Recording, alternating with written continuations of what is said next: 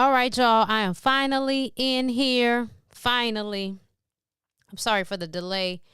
I have really been zonked out of it. I'm even checking on social media to see if it's starting yet. I have been zonked out of it, y'all. Coming back from Cancun, I had an amazing experience. Today we're going to talk about is knowledge the greatest sin, or knowledge is the greatest sin. We're going to get into that. Know that after I play the video, we will have a question and answer portion. That's probably when I'm going to get into the story time. That's going to be good. So the story time is about me in Cancun. This extreme experience that I had, like a spiritual experience off the ocean. It was crazy. I lost my damn mind. We're going to get into that. But let's get into this video. Make sure you watch it. And let me know your thoughts in the comments. Again, I'm going to come and doing a question and answer portion after it. And thank you for tapping on this video and checking in with your girl Racquel. And let's go. Is the greatest sin knowledge in the Bible? Thank you for tuning in to Racqi Road TV, where we laugh, learn, brainstorm, and expand our consciousness together. I think this is very important, and we're going to touch on this. I have a TikTok video from Ray, and she talks about knowledge being the greatest sin in the Bible. I also have another TikTok from Mr. Billy Carson talking about how we are embedded with the knowledge gene. You might ask, well, how do these things tie in together? I'm going to loop them together for you. You know I am. So stay with me. Please, don't you dare click off. And make sure you share and like so people can see this video in the algorithm. You never know who needs this, but I know one thing. You tapped on it, you definitely need to hear it. So stay with me, and we'll be back. Thank you for choosing Racqi Road TV, a channel where the viewer is spiritual royalty. Here on Racqi Road TV, you and I laugh, learn, brainstorm, and expand our consciousness together. My name is Racquel, your earthly spirit guide and spiritual alchemist. Please make sure you hit that like button and subscribe. If you clicked on this video, it was meant for you, so stick around. Thank you for sticking with me, and we are back, and we're going to get into it. Is knowledge the greatest sin? I mean, think about it today, right? When the whole thing was going on with COVID, we couldn't talk about anything that appeared to be opposite of go and get that jab. You were censored. It was almost like they didn't want people to be informed or have objective ways to think about things other than what they wanted you to know. Doctors came forward and said they were censored and deplatformed, all types of stuff like that. Our punishment more comes in the form of technology today, because that's what we primarily use now. But in the Bible, it was different things going on. So I'm going to get on to this clip with Ray, and then we are going to talk about it. That's the first clip we're going to address. So let's get into it. The biggest sin in the Bible is gaining knowledge. And this comment proves just that. Don't be too smart for your own good. On this point, you're lost. Why? Because I relied on my intellectual integrity that God gave me. Do you want me to live blindly like you? In my opinion, the biggest sin in the Bible is knowledge. Seeking knowledge, using knowledge, following your intellect, maintaining your intellectual integrity. Those are things that the biblical God does not want you doing.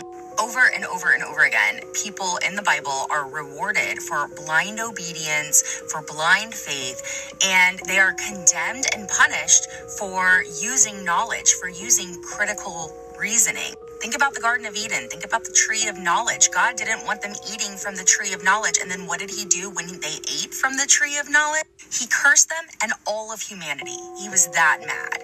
He was so angry that human beings wanted to seek knowledge and wisdom that he cursed all of them for it. Jesus says, "Blessed are those who believe without seeing, believing without evidence." This is what is to be rewarded. I think it's safe to say that we all know that government and religion works hand in hand, and that Bible has done an amazing job on us. I want you to go back to the videos I did about the Antichrist, and I want you to see the video, Who or What is God?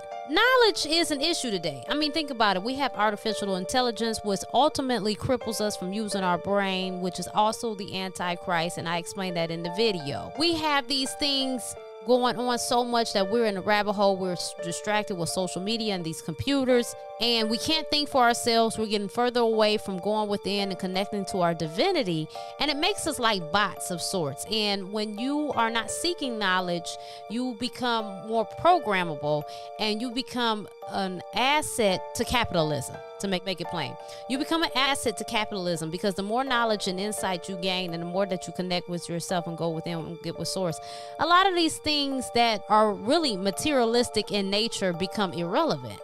And that's not what they want you to do. They want you to buy. Remember, the whole thing is you will own nothing and be happy, which that's really is today. I mean, you don't even own your house, even if you have a mortgage on it, because guess what? Let your ass not pay the taxes on your house, baby. You'll be living in a fucking box, and that's real.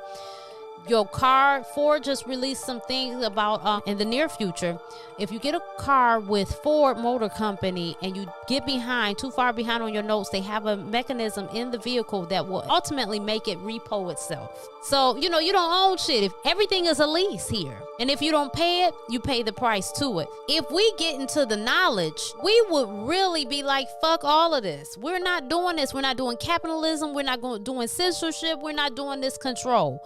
We're not letting you tell us how to think and how to feel. We're going to think and feel how we want to feel. We're going to love, and we're going to be accepted, because we realize we're all interconnected, right? We're all from source. We are God. We are the spark of God playing out in different vessels with different scenarios, because ultimately God is love. Ultimately, the energy of God is love. That's what it is. God is love and perfection, the infinite intelligence we call God, and it's not something in the sky. When it plays itself out in different scenarios, it gets to be everything opposite of what it is, whatever that is, instead of just love. It gets to, play itself out like a video game, and that's we are part of the game. But at any rate, that's why knowledge is problematic. It's not profitable. It isn't. I mean, really, let's be honest about it. Okay, let's go back to the Garden of Eden, right? That God of the Bible that we confuse with the creator source. I want to make clear that this is my perspective, okay? So anything that I say, you don't have to take verbatim. Please feel free to have a responsible, respectful debate about it in the comment section. We can talk about it, okay? But the God in the Bible, he's the one that put Adam and Eve in the Garden of Eden, right? And told them not to eat of the tree. Now, we call Satan the snake. They refer to that as Satan that encouraged Eve to go ahead and get the knowledge. Is that really the devil? Is it really demonic? You see how they played out, and they wanted you to feel like this is demonic, to search and to question things. All of this stuff has been pre-programmed and orchestrated since the beginning of time. Now, it's really awesome, because what it is, we have come down here and we have buried ourselves 2,000 feet deep in the ground, and we are crawling our ways out, because we're already perfection. We're from source.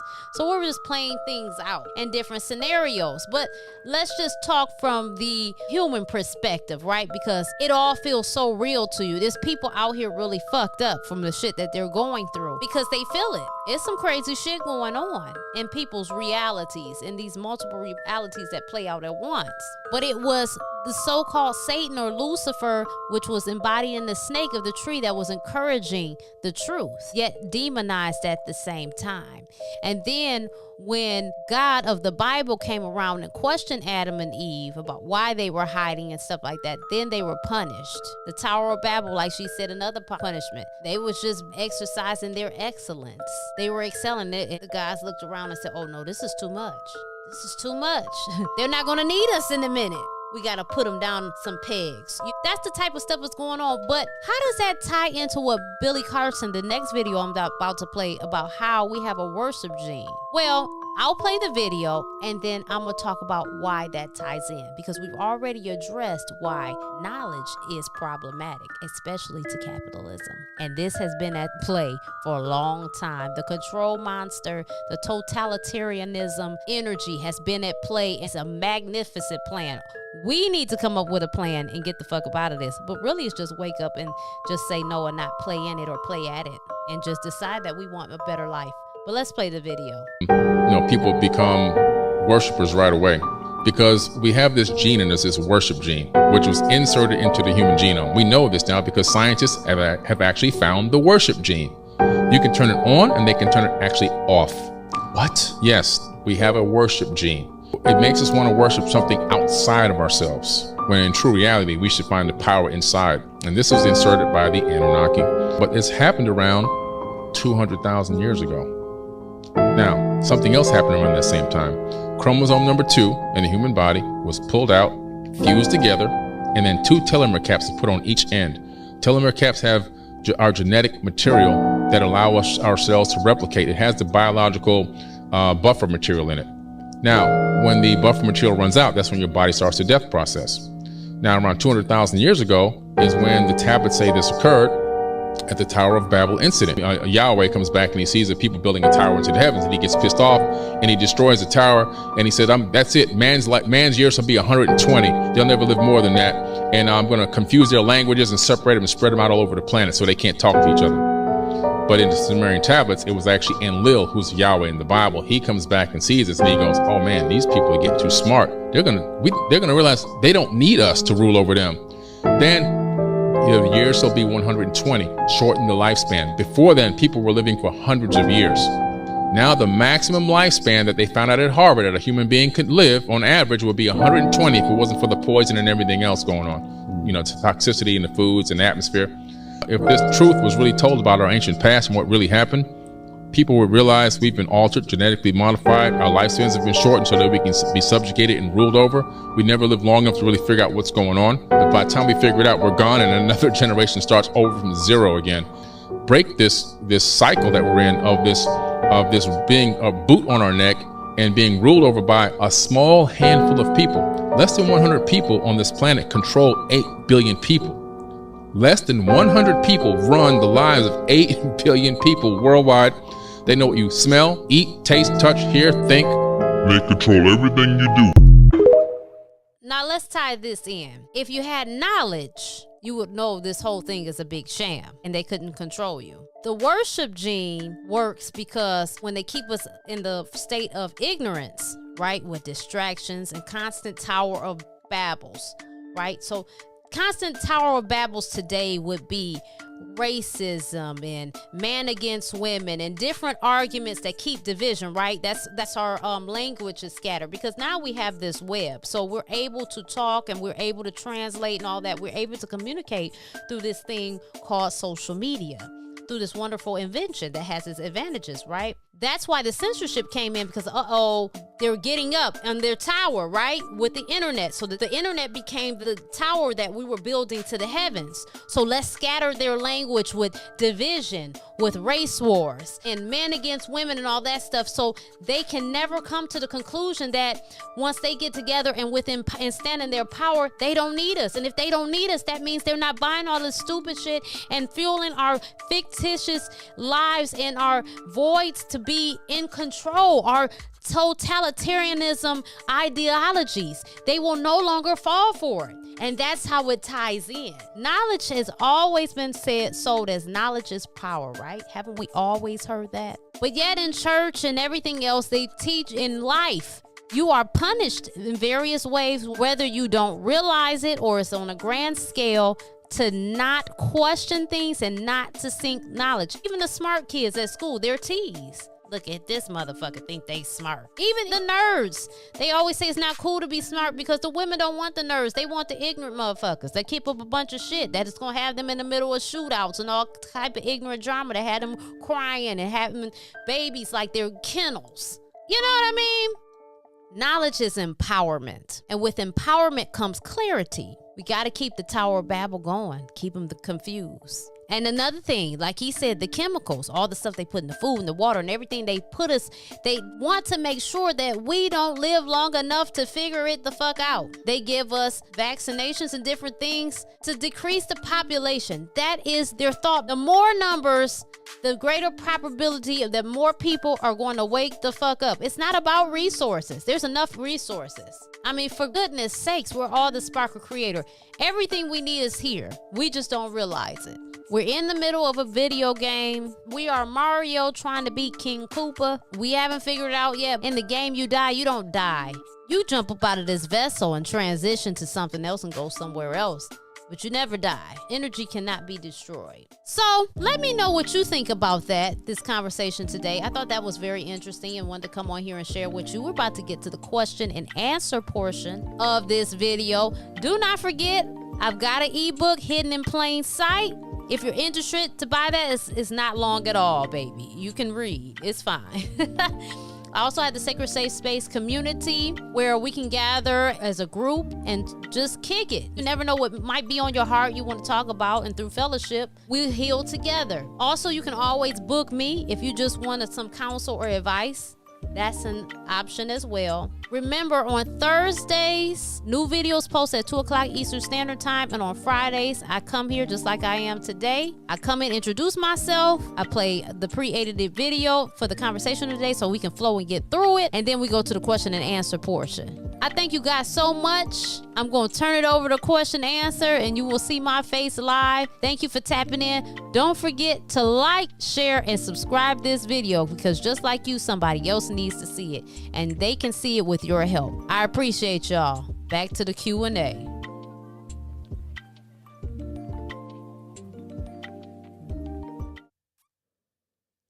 And we're back. I'm back. So, what do you think about that? I need to know your thoughts. Drop them in the comments. Let me know what you think about that. That worship gene.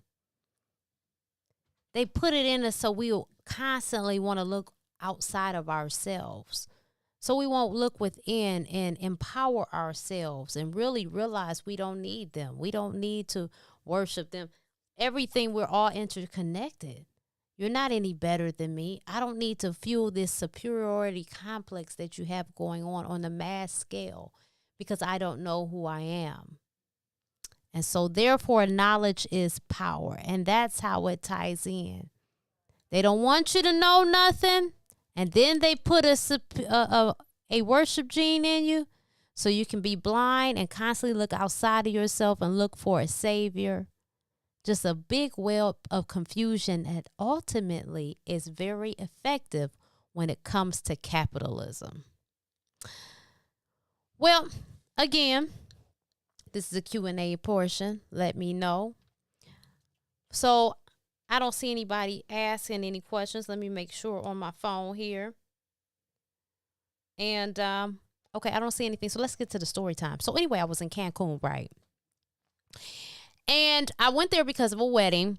Good friends of mine, Tony and his wife, Allie, which is actually, Tony happens to be the father of my godchild, which is the child of my best friend, Tiff. And so at any rate, the wedding had passed. I mean, it was beautiful, y'all. Beautiful. We sitting on the sand. We're on the beach, baby. They got the chairs. They got everything laid out. It's gorgeous. And so everybody had their prospective table. You went over, found your name, it had a number. You sat at your table. I sat at my table, me, my best friend, my husband, and another couple or whoever they were. I don't even know if they was together. I don't know. It was some shit going on. I don't know.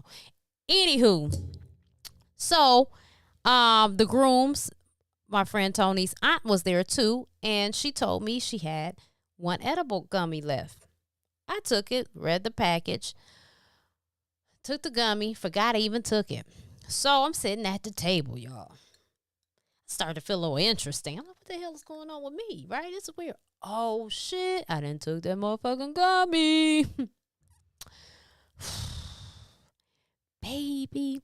So my husband, right, he had, during all this time, when I was taking the gummy, he had already left. He had walked away from the table. He had something going on with his skin. A couple people had this, but he always has it. Like the sun makes his skin kind of bump up and very like inflamed and uncomfortable. So he went back to the room for a bit.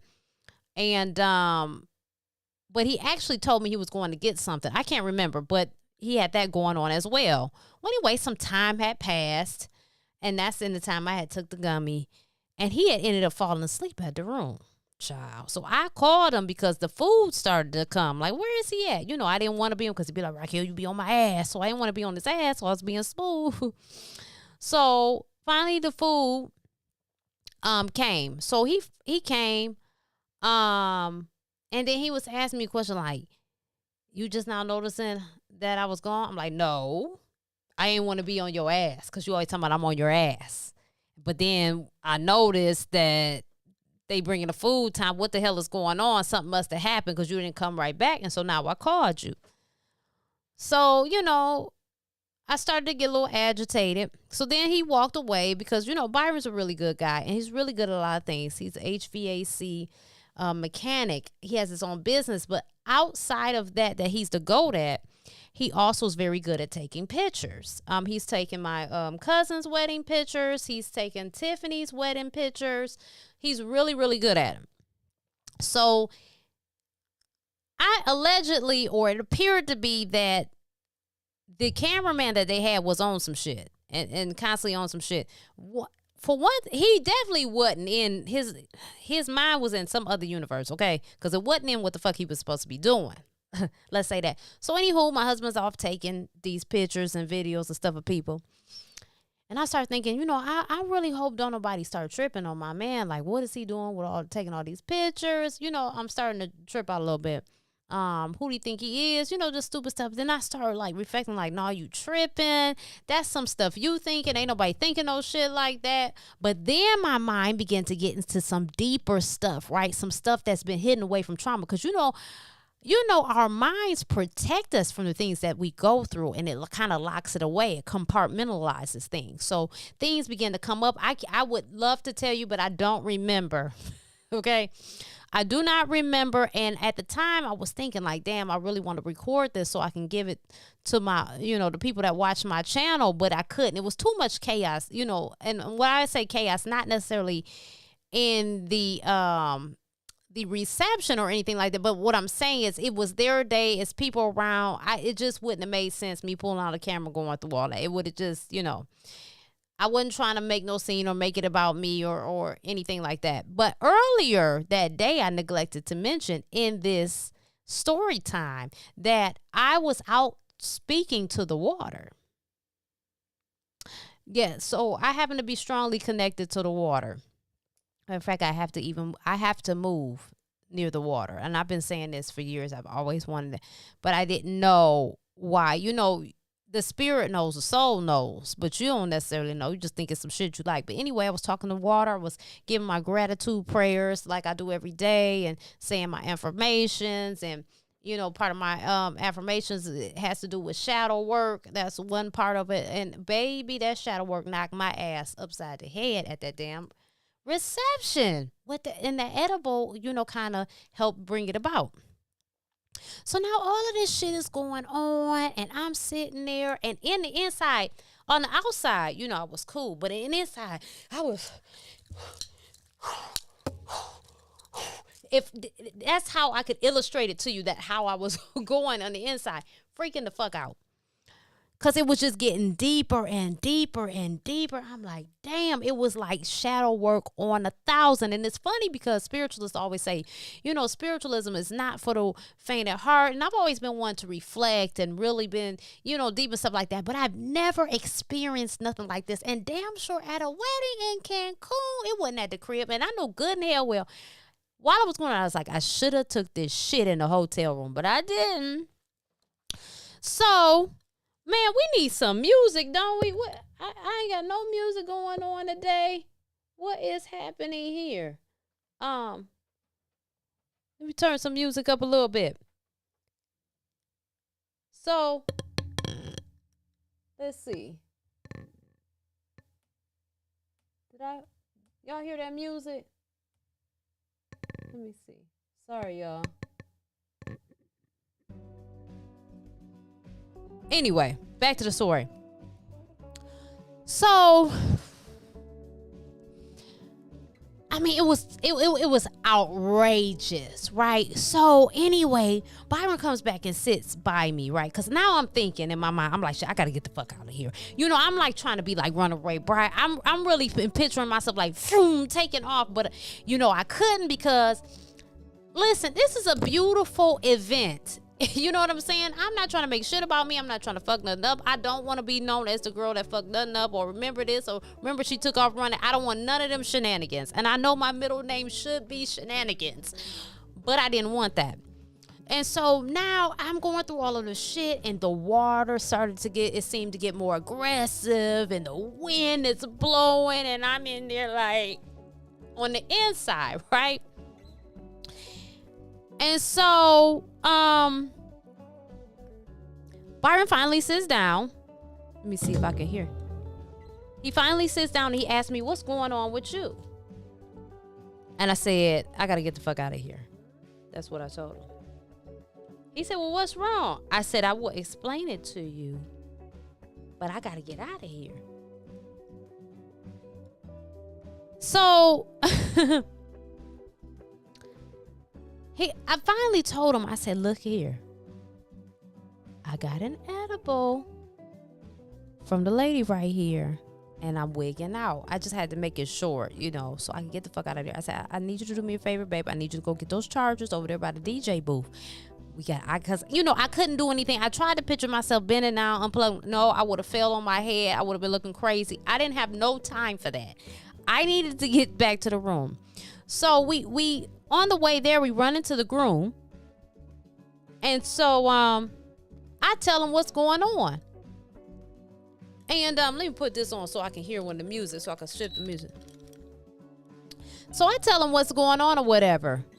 And I say, look here. I said, I'm not trying to make it about me. I'm not trying to ruin shit today. I'm not trying to do anything like that. I don't mean no harm. But I said, I'm losing my fucking mind. I got to get up out of here. And he's like, what's going on? I said, I had an edible and I got to get out of here. Well, who gave you the edible?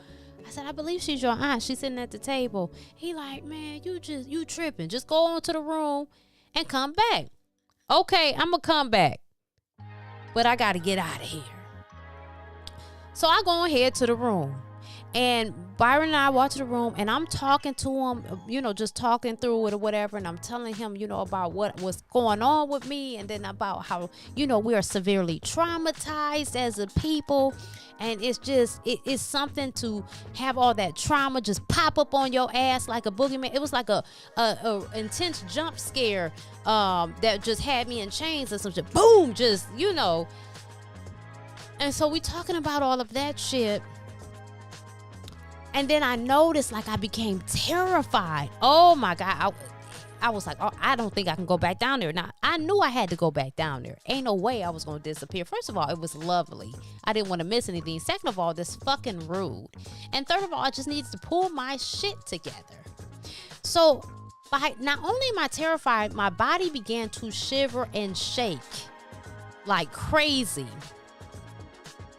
So I started talking to myself, right? I said, look here, whatever's in you that you can pull together, I need you to pull your shit together and get down there. We got to get down there.